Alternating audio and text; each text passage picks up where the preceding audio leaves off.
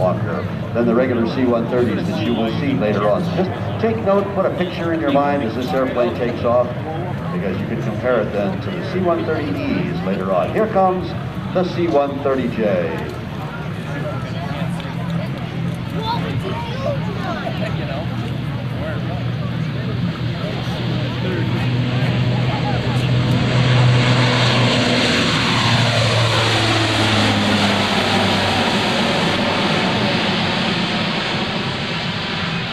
C-130J is actually departing the area at this time, goes back to do some training that they normally do anytime the airplane flies, it's a training flight.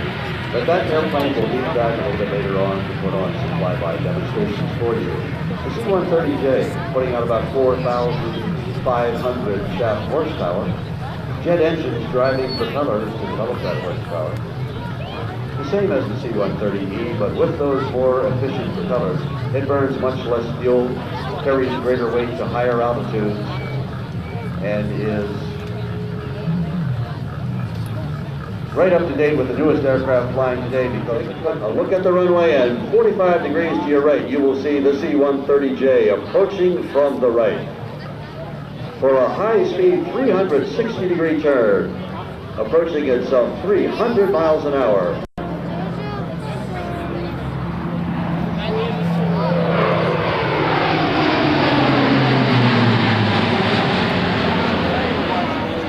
Actually, probably at about 250 knots, or about 275, 280 miles an hour.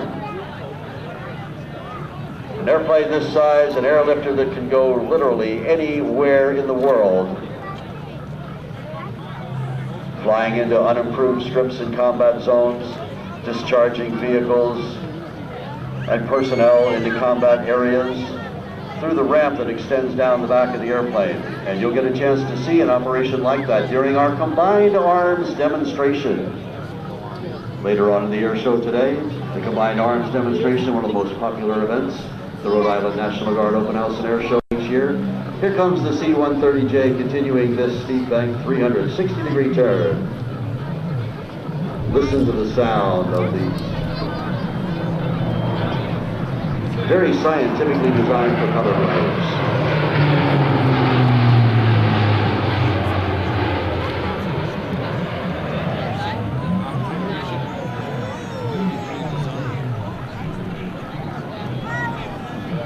Whisper quiet, Larry, and very fast, too.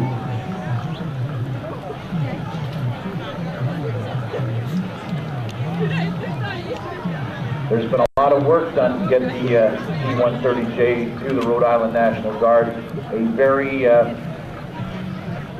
very desired commodity in the Air Force inventory right now, and to have them here in Rhode Island is a great coup for your Air Force National Guard.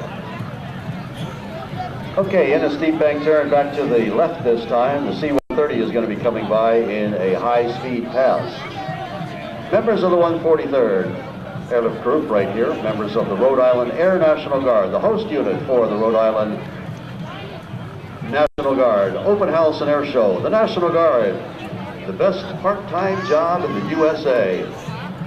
You can take my word for it, folks. I had 26 years in the National Guard from Pennsylvania. They sent me to pilot training, and that led to a whole career, and I like to tell folks I've never had a job, just flown airplanes, thanks to the Air National Guard. Here they come in a high-speed pass.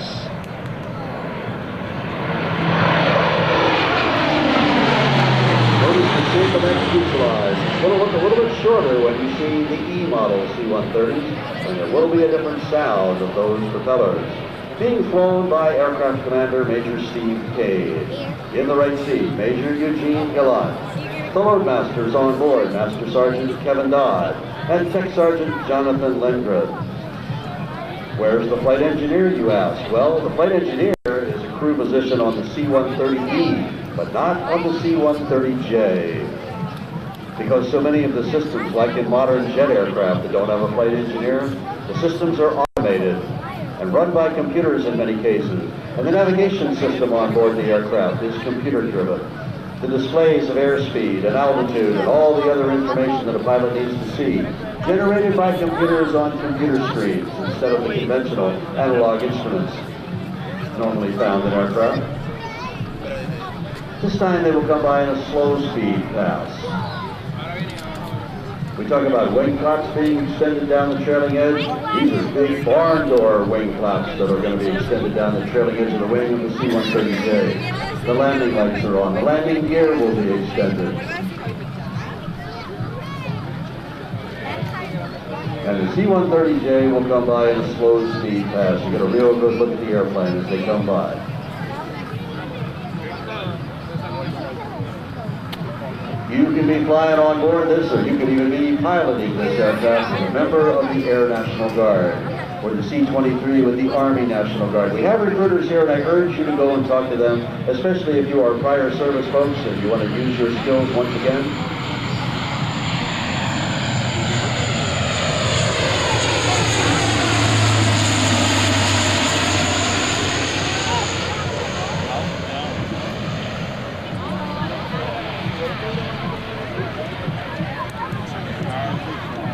Or if you have recently graduated from high school or college and you're looking around for a job and you want to learn some new skills, take a look at the National Guard.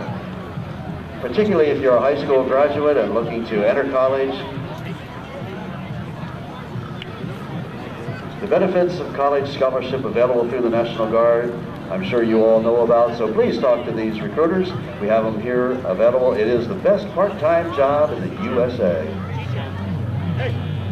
And for the brave and proud members of the 143rd, some of them are finding out that it's more than a part-time job for them. It's a full-time job for the moment, as they are called to active duty to defend our nation.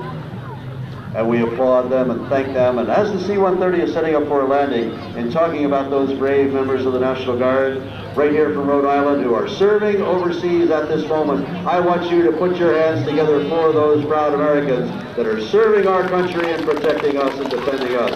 And we thank you, National Guard. And we thank you, members of all of the armed services of the United States. C-130 flying on the downwind for runway 34, can be landing momentarily. Keeping the landing gear, the wing flaps extended, they'll be touching down and turning from the base leg on to final approach in just a moment. Be sure to visit the Score 99.7 FM and 790 AM booth and meet the WWE wrestlers John Cena and A-Train today at 1 p.m. Be sure to visit the Dunkin' Donuts booth and try their new lemonade culotta. And let's watch the C-130J as we touch Kingstown. Just like the C-23, listen to the sound change of the colors after they touch down.